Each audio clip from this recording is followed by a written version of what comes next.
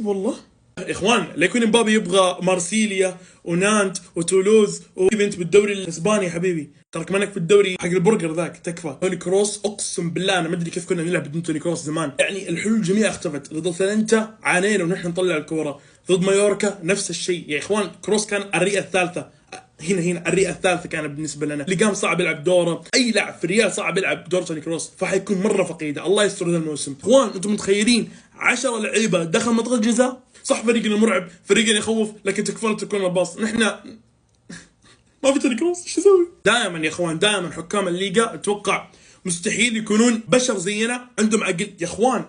هذا كف احمر سجن. انتم شايفين يا اخوان؟ اللاعب بنفسه راح اعتذر لفينيسيوس بعد المباراه. اقسم بالله ما خليها في خاطري يا ثور، مننا خسرانين يا عيال، راح يعترف بعد المباراه. ما له داعي ما له داعي. اتمنى يا اخوان تنسون اللايك والفولو، وتعالوا سناب شات وتلاقونا